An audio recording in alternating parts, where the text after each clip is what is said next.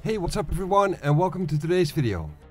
This episode will guide you through the issues of the Uncanny X-Men published by Marvel Comics in 1976, with this issue being the final issue of this year. Issue number 102.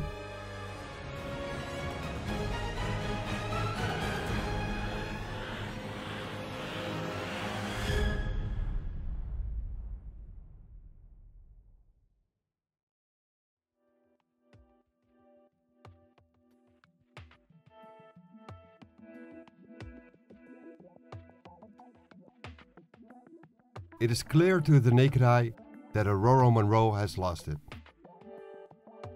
While her teammates Colossus, Nightcrawler and Wolverine are getting smashed by Professor Xavier's stepbrother Kane Marco, who goes by the moniker of the Unstoppable Juggernaut, all she can do is lay on the floor, huddled up against the wall, and cry like a severely traumatized person. But then again, maybe she is. The three X-Men try their best, but they are easily getting swept off their feet. They seem to be outmatched by this one man. So the question remains, who will stop the Juggernaut? It certainly will not be Storm. As if the X-Men don't have their hands full with the Juggernaut alone, he is not their only current problem. Kane Marco's partner in crime and cousin to the X-Men Banshee, Black Tom Cassidy, is most likely the mastermind behind this trap. The X-Men were all invited by Banshee to his inherited ancestral home Cassidy Keep to enjoy a well-earned vacation, and when they let their guard down, they soon paid the price. Black Tom Cassidy and the Juggernaut are taking the X-Men down like they are a bunch of amateurs, and maybe that is exactly what they are.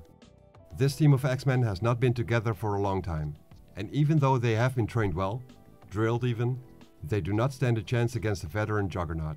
And Black Tom is rubbing it in, telling Sean that they have no chance. The Juggernaut is just so much stronger than the three X-Men combined, and Black Tom just happens to be immune to Sean's own mutant powers, his sonic scream. Every other time the original team of X-Men fought the Juggernaut before, it was always either Professor Xavier's or Jean Grey's mental powers which gave them the upper hand. But neither one of them is here right now, which means they will have to make do with their own skills. Sean is fully aware of Black Tom's immunity to his powers, but he can still use his powers to fly himself around and punch Tom in the face at high velocity. As Nightcrawler does his best to distract the Juggernaut while evading all of his attacks, Piotr asks Storm what's wrong with her and why she is screaming as if she is in mortal pain. But she does not answer. All she can do is ask her mother for help because she's scared, but her mother is not here to help her. Wolverine gets angry with Colossus, asking him what he thinks he's doing. When Colossus says that he just wants to help Storm, Wolverine insults him and tells him to forget about Storm, because the three of them are getting stomped by the Juggernaut. Colossus tells Wolverine to not use that tone of voice with him, and Wolverine says fine, because he has no time for words anymore anyhow. He grabs Colossus by the wrist and arm and leverages him in such a way that he swings Colossus towards the Juggernaut, and uses him as a massive metal projectile while calling him a Rusky. This slur aggravates Colossus even more, and he tells Wolverine to not call him that, and warns him to not ever come between him and his friends again. Wolverine then extends his claws and tells Piotr to just pick a time and place to settle this dispute. Being this focused on one another, neither one of them noticed the Juggernaut got back to his feet again and is now attacking Colossus from behind. He punches him hard and slams him right through a wall. Gloating over how he dealt with Colossus and that nothing can stop him, the Juggernaut now approaches Wolverine, about to smash him as well. But Wolverine does not try to get out of the way, and instead attacks him, curious to find out how the Juggernaut's armor will stand up to his own adamantium claws.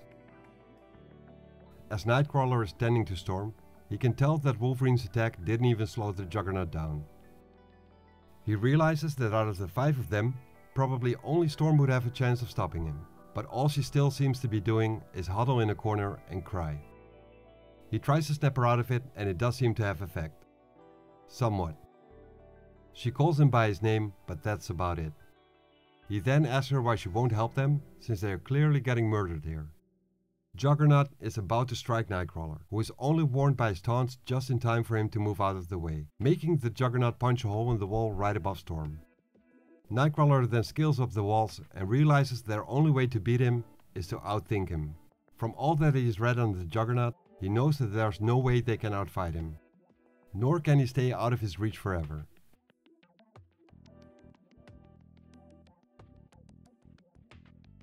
Since Juggernaut can't reach the Goblin, as he keeps calling Nightcrawler, he now shifts his attention to Storm, and he grabs her by the hair and pulls her up by it, saying he will take the girl's life. Kurt teleports himself down again and tells Juggernaut to let her go, or he is going to find out just how much of a demon he really is. Juggernaut says that it will be his pleasure, because the girl isn't worth the effort anyways, and he throws her back on the floor. Aurora damns herself for not being able to help her friends who are begging for her to help them. All she can do is keep on crying her eyes out and say sorry. She knows she has to help them, but she simply can't, and she asks God for forgiveness. She starts to dissociate again, and her mind travels back to what happened in her past, in New York, Harlem to be exact, in the summer of 1951. The time and place where her father, an aspiring photojournalist, and her mother, an African princess, leave New York to go and live in Cairo, Egypt. The two of them and their newborn special child.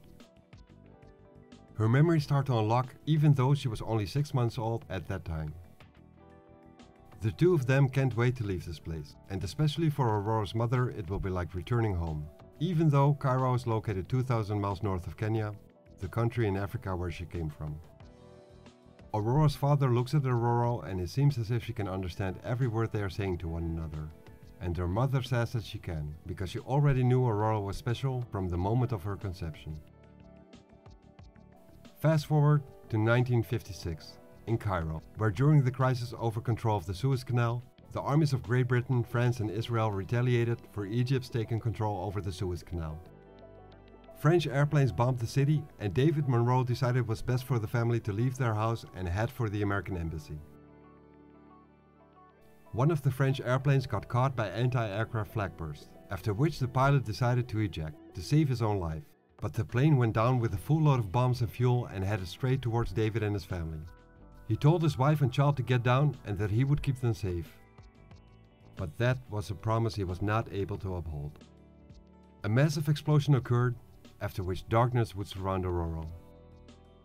Darkness caused by being buried alive and trapped underneath the rubble, but also darkness for being stuck here, lying next to her dead mother's corpse.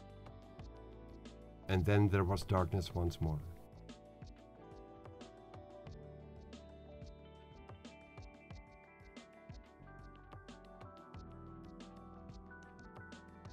Blessed nothingness, after which she found herself waking up again and with her mother's body being gone. And there she was, all alone and buried underneath rock and rubble, jammed in close around her. Somehow she managed to pull herself free, after which she ended up in the gutters and back alley of Cairo. All by herself, until she was found by the street urchins who were in the service of Ahmed al-Ghibar, who took her in as well, and taught her cunning tricks with which she learned how to survive, and she soon became the finest beggar and sneak thief in all of Cairo. Later, at the age of 12, Aurora gave in to the yearning inside of her, and she made her way to the south, leaving Cairo and Egypt altogether. She traveled by foot for a year, through the Sahara Desert and into the Serengeti Plains. And even though she had never seen this place before, deep inside she knew that she had found her home. Right there, she grew up into the woman and even into the local weather goddess who Charles Xavier would recruit several years later. Being content in her solitude, all the traumatic memories of her past life gradually faded away over the years. But it is all coming back now, and with a vengeance. And the same man who took her away from Kenya can hear her mental cries for help, oceans away. Professor Xavier, who had already thought he could hear someone calling out for him, is now getting flooded with images through the psychic rapport he shares with all of his students, including Storm, who cries for help, her pain and her fear, and not in the least, the one image which is dominating every thought, namely the face of Cain Marco. A face Charles Xavier himself is very familiar with. Shocked by this, Charles enters the hospital room where Jean is located in and urgently asks Scott if he can have a word with him in the corridor. Not knowing what's going on, Scott says that he will be with him in a moment, and Jean introduces Xavier to Misty Knight, her roommate in New York. But Xavier says only 2 words to her, and urges Scott to come with him, because every second is vital. Jean apologizes to Misty for Xavier's rude behavior and says that she's never seen him like this before. Misty says that it's fine and she's more concerned with Jean instead. She can tell that something's been eating her up inside ever since the spaceflight Jean was on, and she asks her what's going on and says that she would like to help. Jean responds by saying that she knows.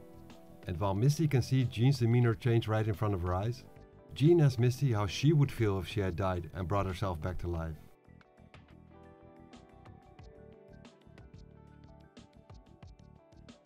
Outside Jean's room, in the corridor adjacent to it, Xavier tells Scott what's going on in Ireland to the other X-Men.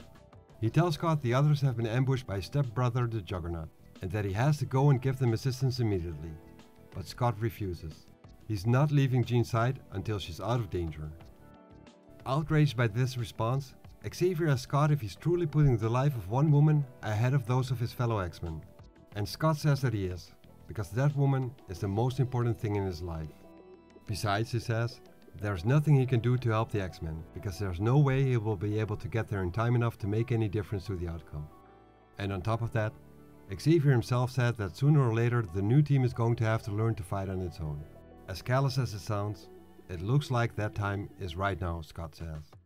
Xavier then loses it, and he starts berating Scott, calling him ungrateful and an unspeakable cur.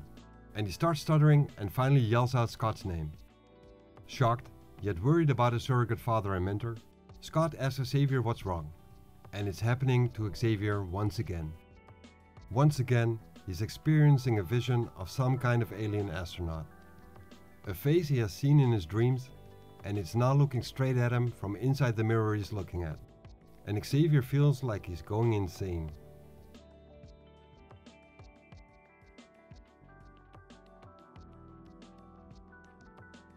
And over at Cassidy Keep, things are going from bad to worse as well. The battle is still going on, and even though Banshee seems to be getting the upper hand in his fight with his cousin Black Tom, the Juggernaut keeps on trying to smash Nightcrawler to a pulp. Still able to evade the attacks, Nightcrawler clings to a wall and scales it, until he's out of Juggernaut's reach. While Storm is still trying to deal with her trauma-induced claustrophobia, Wolverine attacks Juggernaut once more, but his claws bounce off of Juggernaut's armor, who then simply backhands Wolverine out cold. And while he's holding Wolverine by his costume, wanting to finish him off, Nightcrawler uses a chandelier hanging from the roof of the chamber and swings himself in Juggernaut's direction. In a desperate attempt to rescue his teammate, he grabs one of the torches and smashes it right in Juggernaut's face. And this tactic actually hurts the Juggernaut in a bad way. Black Tom sees this happening and uses his cane to exact revenge on Nightcrawler for hurting his friend. The blast from the cane hits Nightcrawler in the back and he falls to the ground. Hard, and he does not move again. His body turns pretty much invisible in the shadows, and while the battle continues without him taking part in it, he gets dragged out of the room, without anyone noticing it, by pointy-eared figures who have apparently been watching this battle unfold.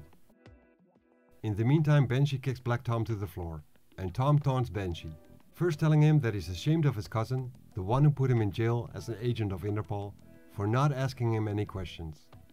Not even the obvious ones, like how him and Juggernaut got out of jail, or how they acquired the money and the knowledge to take this castle for their own and turn it into a death trap. And as Tom pokes Banshee in his gut with his cane, he says it's a pity he will never know who paid them to kill off the X-Men. And even though the team's unexpected arrival sped things up some, the end result is the same. Knowing that they will be making a lot of money in the process, Tom and Juggernaut's vengeance will be that much sweeter.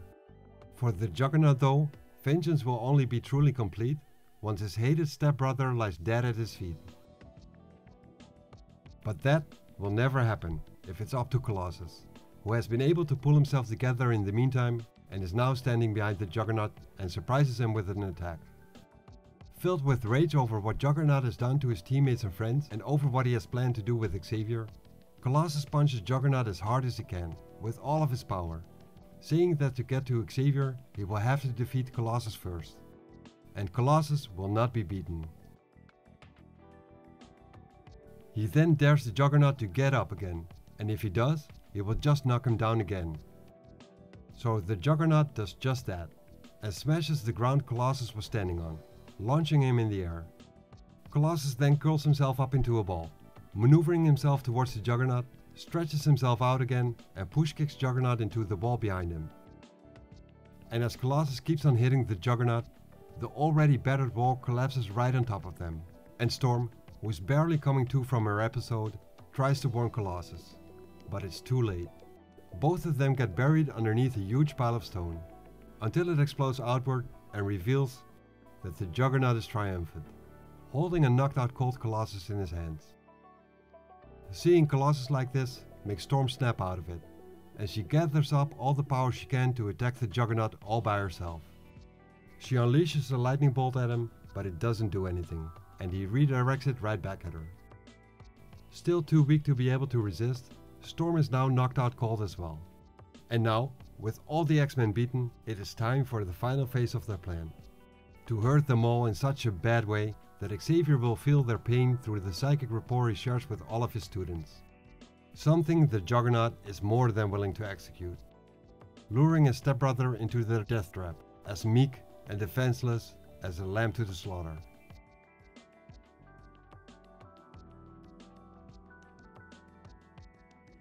Thanks for watching this video and I hope you enjoyed it. You can help growing this channel by liking, subscribing and sharing.